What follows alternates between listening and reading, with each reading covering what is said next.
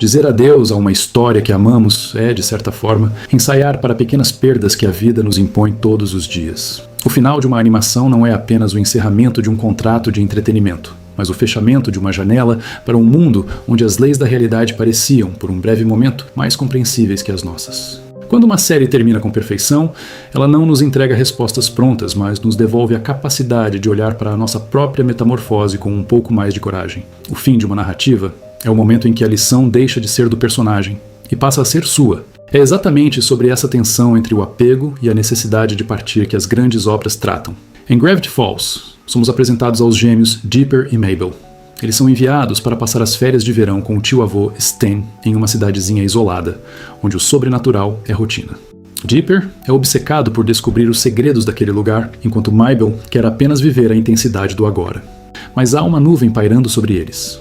Ao longo da série, descobrimos que o tio Stan esconde um segredo terrível. Ele passou 30 anos tentando resgatar seu irmão gêmeo, Ford, que ficou preso em outra dimensão por causa de uma briga do passado. Essa mágoa familiar é o que abre as portas para Bill Cipher, um demônio interdimensional que representa o caos absoluto. Bill é a personificação da tentação. Ele oferece conhecimento infinito e poder em troca da sua sanidade.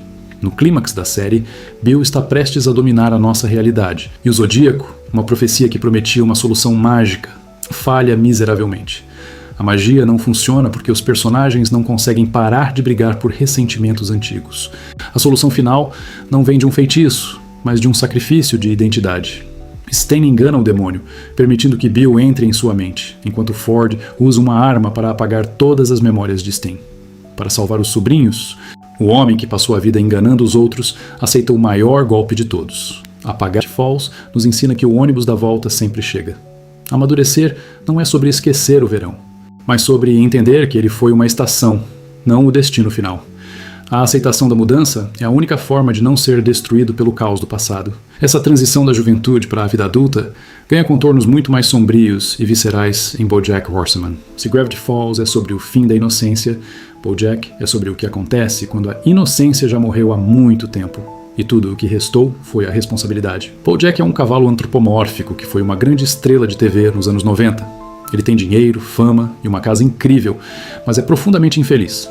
Ele usa o trauma de sua infância negligenciada como uma desculpa eterna para sabotar a si mesmo e a todos que o amam. Passamos 6 temporadas vendo BoJack tentar ser uma pessoa boa, apenas para vê-lo falhar sempre que as coisas ficam difíceis. O final da série evita qualquer clichê de redenção mágica. BoJack não morre de forma poética e nem se torna um santo. Ele quase morre afogado em sua própria piscina, em um estado de surto, confrontando em sua mente todos aqueles que já partiram. Mas ele sobrevive. E sobreviver é o seu maior castigo e sua maior oportunidade. Ele vai para a prisão, perde sua fortuna e sua fama.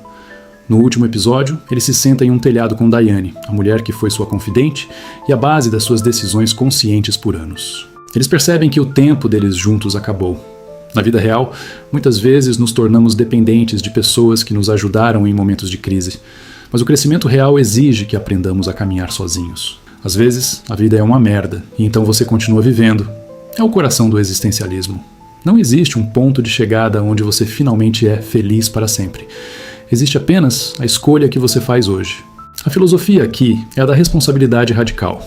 Você é o único arquiteto da sua essência, e não há trauma que justifique a falta de esforço em ser alguém melhor a cada novo dia. Enquanto BoJack nos traz para o peso do solo, Futurama nos leva para a eternidade do cosmos. A história de Fry, um entregador de pizza que foi congelado por 1000 anos e acordou no futuro, é essencialmente uma busca por pertencimento. Ele ama Leela, uma mulher que sempre pareceu estar fora do seu alcance. No último episódio, o tempo no universo inteiro é congelado devido a um acidente com um dispositivo de salto temporal. Fry e Leela são as únicas pessoas que conseguem se mover. O que se segue é uma das sequências mais belas da história. Eles passam décadas envelhecendo juntos em um mundo onde ninguém mais se mexe. Eles viajam o planeta, caminham sobre os oceanos e vivem uma vida inteira de silêncio e companheirismo. Quando o dispositivo é finalmente consertado, eles têm uma escolha. Podem voltar para o momento antes do tempo congelar, mas perderão a memória de toda aquela vida que viveram sozinhos. Leela olha para Fry e diz que quer fazer tudo aquilo de novo. Isso é o que Friedrich Nietzsche chamava de amor fati, o amor ao destino. É a capacidade de olhar para a sua vida, com todos os seus erros, dores e perdas, e dizer que viveria tudo exatamente da mesma maneira, infinitas vezes. Na prática, isso nos faz questionar. Você está vivendo uma vida que gostaria de repetir para sempre? O final de Futurama nos ensina que o valor de um relacionamento, ou de uma experiência, não está no fato de ela ser eterna, ou de ser lembrada por todos, mas na profundidade da conexão que ela gerou enquanto durou. O sentido da vida não é um destino, é a disposição de apertar o botão de reiniciar e amar tudo novamente.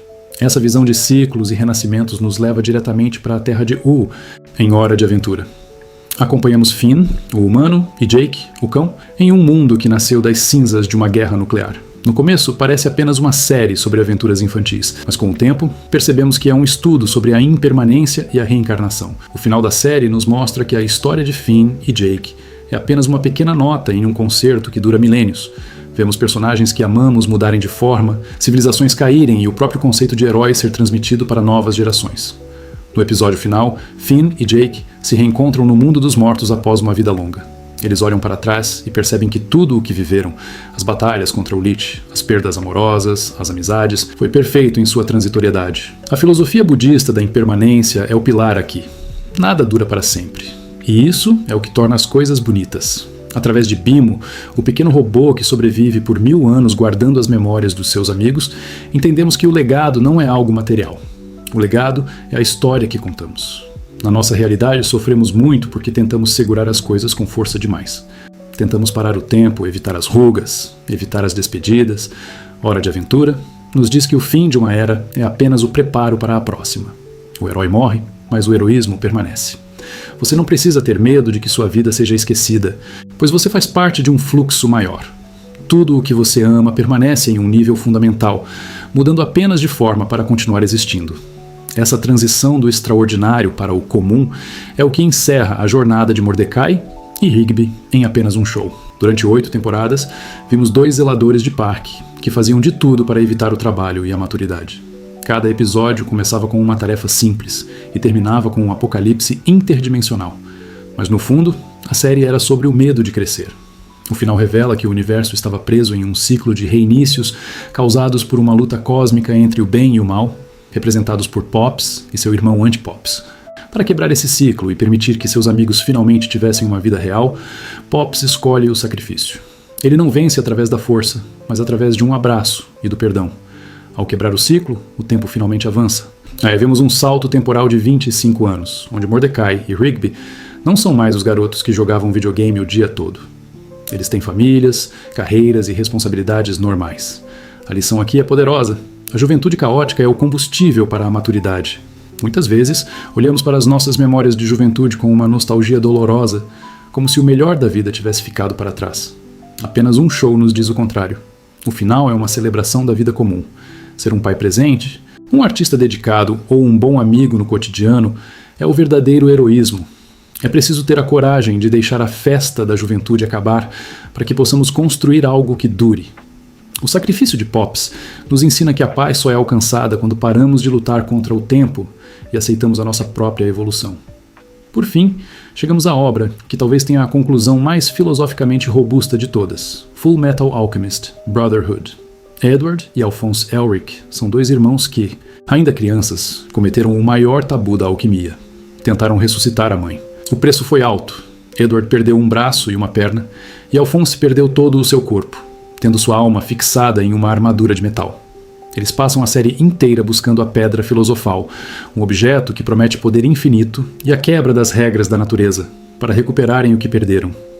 Eles acreditam fielmente na lei da troca equivalente. Para obter algo, é preciso dar algo de igual valor. No entanto, no clímax da história, Edward se vê diante da verdade, a representação do universo ou de Deus. Ele tem a chance de recuperar o corpo do irmão, mas para isso, ele precisa dar algo em troca. Edward percebe que a Pedra Filosofal, construída sobre o sacrifício de vidas humanas, é uma mentira. Ele também percebe que a alquimia, o poder que o tornou um prodígio e que ele usou como identidade durante toda a vida, era apenas uma muleta. Edward sacrifica sua própria capacidade de fazer alquimia para trazer o irmão de volta. Ele abre mão de ser especial para ser apenas um humano. Ao fazer isso, ele derrota o jogo da verdade através da humildade.